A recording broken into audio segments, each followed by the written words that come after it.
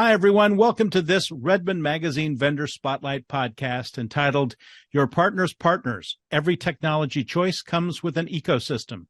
I'm John K. Waters, Editor-in-Chief of the Converge 360 Group of 1105 Media, and I'll be talking today with Sebastian Hartmann, Vice President of Alliances at Intapp, a leading global provider of cloud-based solutions for professional and financial services. Hi, Sebastian. Hey, John, thanks for the invitation. Great to be here. Okay, coming to us today from Palo Alto. I'm down in Mountain View, so we're kind of in the heart of the beast, belly of the beast, I guess you could say.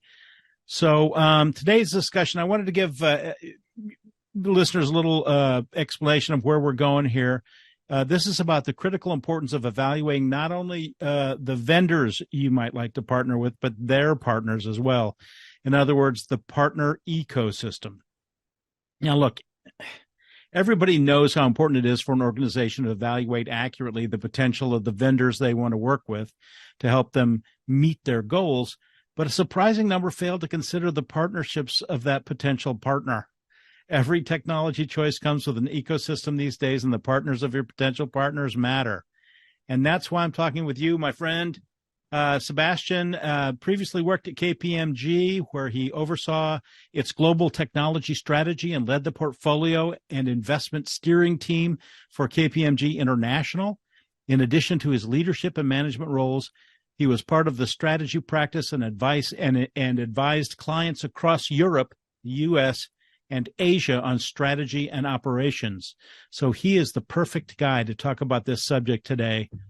Okay with you if I kind of launch into some questions that I've got for you? Yeah, sure. Fire at will.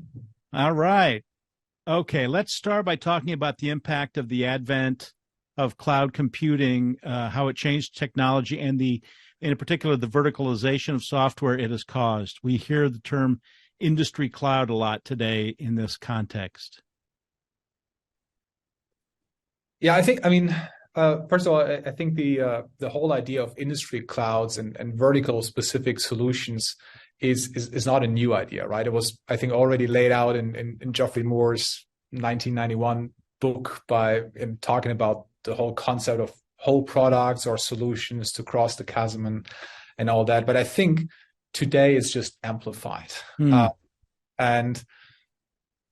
And I think if you look at what happened in the cloud spaces, I think we've gone from on-prem, right, to horizontal cloud infrastructure and business applications to now a next wave of especially B2B software, which is a lot more focused on transformational business needs and industry-specific needs. And I think it's just simply caused because clients really look at how they can get the speed and agility they are looking for in the business from their technology investments. And we have an acceleration in general of cloud solutions. They have matured. And I think the cost pressures that are on really focus scarce resources on innovation instead of commoditized capabilities. So that's why a lot of these, even large vendors with strong horizontal capabilities, are doubling down on industry-specific solutions or configurations of their software. And it's really what customers must decide now, right? Is how do they get value out of that, and what is in it for them? All right, let me ask you this question. What exactly is the difference between a horizontal and a vertical software company? Sure. So I think the vertical specialists, the industry cloud specialists that we see today are clearly different than, the first maybe vertical focused enterprise applications back in the 90s or something. And I think Gartner did a great job summarizing that somewhere late last year in one of their publications. Basically, they said industry cloud platforms are designed to meet the specific needs of vertical industry segments that are today inadequately served by generic solutions. So if you compare and contrast a little bit how a horizontal and a vertical player operate, you can kind of really break it down in several dimensions, how they're different. I think overall you have a spectrum where you could probably say a horizontal player is probably about inventing the technology or managing the technology, whereas the vertical specialist is truly about optimizing or even reinventing the business, transforming it. So when it comes down to, for example, I don't know, how you position that in the market, the horizontal one will probably emphasize the technology innovation, focus on that story in their go-to-market, whereas the vertical specialist will really try to address the needs of that specific industry, act much more like a trusted advisor, and talk about industry transformation and very specific use cases. And so the whole organization also revolves around how do you apply the technology to the industry, not how do you improve and invent the technology, right? So it's all about having that deep understanding of the business and operating context. And that's, I think, where the attraction comes from, right? So Gartner is thinking that the majority of enterprises will actually go to using industry cloud platforms by 2027 or something. Wow. That seems fast from where we stand now, but it's been coming for a while. It's definitely been coming for a while, and there are some really well-known names out there, like Aviva in pharma, Intapp, and Intapp, right? Space, and of course a couple of others in the construction or healthcare space. Why is it so important for CIOs and technology directors to evaluate the ecosystems surrounding their potential partners or vendors? I mean, that's kind of our thesis today. Why is it so important? Well, I mean, the role that technology plays for most companies today is key to what they do and how they operate and how they create value, right? So any major technology decision you make is a little bit like choosing a partner in life, right? Everyone comes with a set of family, relatives, friends. It is pretty nice when everyone's getting along with each other, but it's not so nice when you don't. So right. I guess in a way the same thing is true for technology, and in particular, in the context that we just talked about, industry clouds it is naturally connected to an ecosystem lens. There are very few providers, not even the big horizontal players, go out and claim to have all the capabilities necessary to be the one answer for an industry. So SAP has their industry blueprints. Microsoft has their cloud for financial services. They launched it, I think, 2.5 years ago or something. And when you look at how they define it, partners and a partner ecosystem is always part of that definition. So they really define their industry clouds as modular architectures that avoid technical debt and also allow partners to add very specific capabilities that they're not willing to offer. It's maybe too niche-y. It's not part of their portfolio. But at the same time, they want to make it easier and simplify the buying options and the speed to value for their customers when they make that choice. So no one size fits all, right? Yeah, exactly. No one size fits all. So that's why you need that modular architecture and the ability to bring different data providers, technology providers, or other capabilities together. And I think it's that adaptability that that many customers are looking for today when they make a technology choice. Well, and so we're talking about orchestration, right? I mean, that's what they need to do. Or compose the right portfolio of technology for their specific needs. You're right. Yeah. That's a great word. Yeah. Yeah. It makes sense. in to think in terms of what did oh well, I got this from Gartner. That's right. That's why there's a note here. Ages ago, they started using the term, or not ages ago, but more recently, composability. How would you define it, and how does it fit into this discussion? Yeah, I think when they talked about composability, if I remember correctly, they also referred to those, I think they called it packaged business capabilities Hmm. that are coming together. So how do you bring the data, the technology, and the use cases really together in those specific areas? And how do you even think of the entire enterprise as something that is about delivering very specific business outcomes and adapting to a changing environment, and then having the ability to actually assemble those different capabilities as they need it. And today that almost always involves some sort of technology. So I think, yeah, you're absolutely right. That concept, I think, is really at the core of our discussion here about vertical cloud solutions. Okay, so let's talk about in your role as VP in Intapp's Alliances and Ecosystem Group. You're looking after partnerships for the company, and um, what I see is this partner ecosystem is growing and picking up steam. You have some big names in there like Microsoft, KPMG, your old boss, Dun and Bradstreet, and Moody's, among others. How are you thinking about your ecosystem for Intapp? What are the different types of partners that make up that ecosystem, and how is all this coming together for you guys? Yeah, thanks. Yeah. Our ecosystem has of course grown gradually over the past 20 years of Intapp, right? And it's not just grown in terms of number of partners, but also depth of the relationships and integrations. And yes, it has accelerated a lot over the past 18 months. Today, we already have more than 120 partners.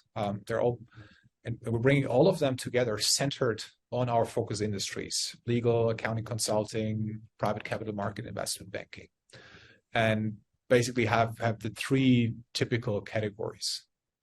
So our data providers on the one side, the technology ISV partners on the other, and all the various forms of services, implementation, advisory partners. And to give you some examples, so you already mentioned Dun and Bradstreet.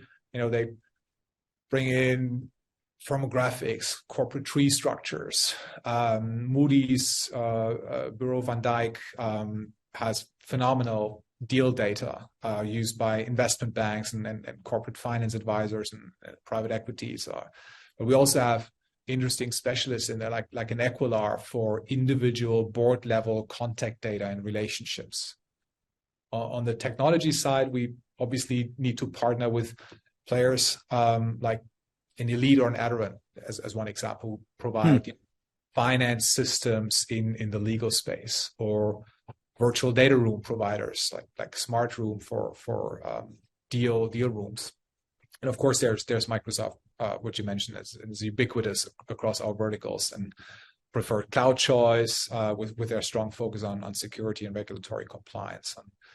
And then, of course, the last building block are our services partners, which we have some hyper specialized advisors in that space, like Wilson Allen or HBR Consulting, who advise law firms on technology, but now also a KPMG, which comes with an enormous depth and breadth of not just IT advisory and implementation skills, but really large digital transformation capabilities for some of our largest clients as well, and their most complex challenges. And of course, it's also really nice for us to see that a player like KPMG recognizes us and is truly building out an Intapp practice. So we try to bring these different elements together for our clients, so they don't have to do it themselves. So it's really about delivering these connected, industry-specific experience that connect processes and data all the way from the front to the back office. And even though Intapp has a lot of products in that space, we do not cover every business capability box that our clients need. So we must bring that together and integrate with the key vendors they have. There's no escaping this partner ecosystem. There's no escape. Yeah. Oh, so you mentioned Microsoft. It's such a dominant player in the office productivity space. They must be part of, I don't know want to say every ecosystem, but a lot of them. Yeah. With an ecosystem and dominant cloud platform themselves. In your specific markets, which you just outlined for us, Microsoft still seems to be the shop floor or tool of the trade, tools providing tools of the trade for lawyers, accountants, consultants, advisors, and investors. First, do I have that right? And then, how would you characterize your strategic partnership with Microsoft? What does it mean for your clients? Yeah, you're completely right. I think the pandemic has probably even further cemented Microsoft, not just as the tools of the trade, like with Word for probably every lawyer writing up a contract and PowerPoint for the consultants, Excel for accounts and so forth. But Microsoft Teams has also become Oh yeah, the dominant collaboration platform with by now something around 300 million daily active users or so. Is I think the last number I remember. It's probably outdated already, and I think crushed amazing. Slack. Um, but also Microsoft, I think, like in my view, like no other cloud provider, understands the requirements of these very highly regulated and very security sensitive industries like the ones we serve. So I Mm-hmm. think they're the only cloud provider that runs a 15 billion cybersecurity business and invest huge numbers. So I think they're a great partner for us, but also the other way around. So when we announced the partnership in early 22, so not even 18 months ago, we kind of put it under four big themes for us. One is truly driving cloud adoption in our focused industries. And a lot of professional service firms and law firms have not necessarily been very quick in their cloud adoption and sometimes trailing a bit behind other industries. But they also have very specific requirements. So that's where we come in as Intapp with 20 years of focus on these verticals. We help to actually tailor solutions and use cases, products to the specific industry and fill the gaps that Microsoft cannot cater to because it's too specific, it's too niche for them. So we also have very complementary portfolios. There's virtually zero overlap in what we do. So it's easy for us to aim for better product interoperability, which is obviously the third theme.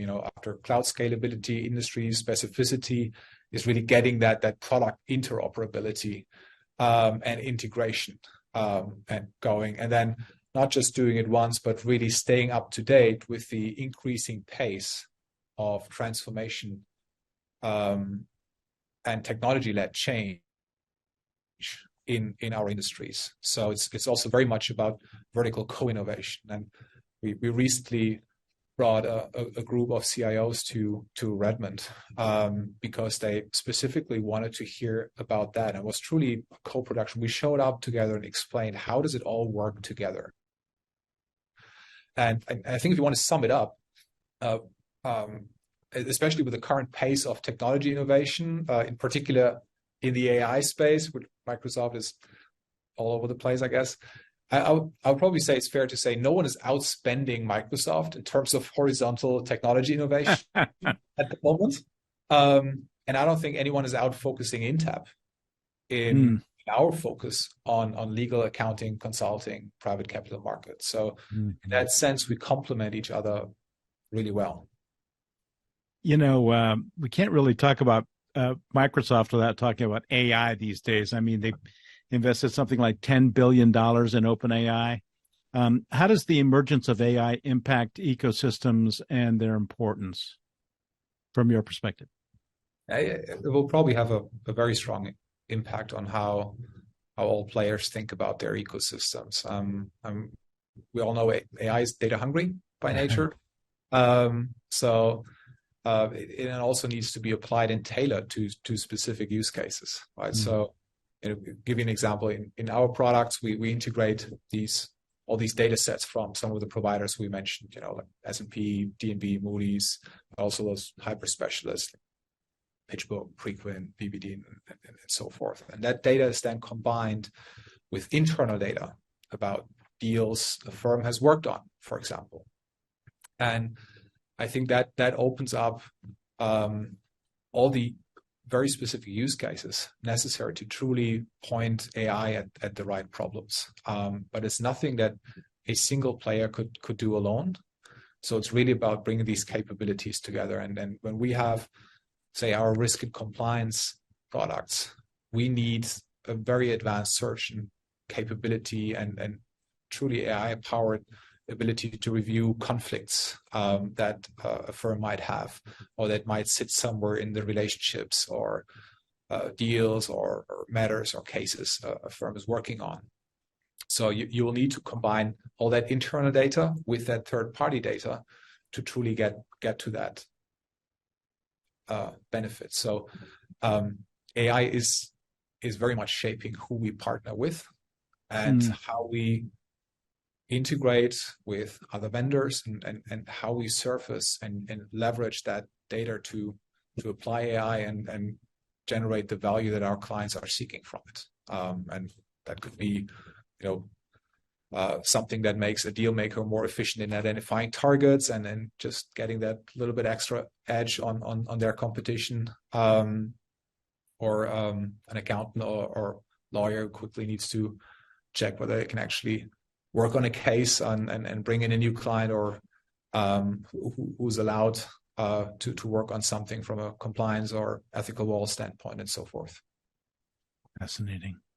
Well, we've covered kind of a lot of ground today, but I want to just kind of bring it home here with a final question, and I guess I'd phrase it this way: what if you had to pick one thing that firms should consider when evaluating a vendor's ecosystem? What would that be? Or maybe you've got a list of things. That's a tough question. I know. Ecosystems are a very broad term, right? So I think first of all, it's important that in a buying decision, a vendor's ecosystem is part of the decision criteria set, applied.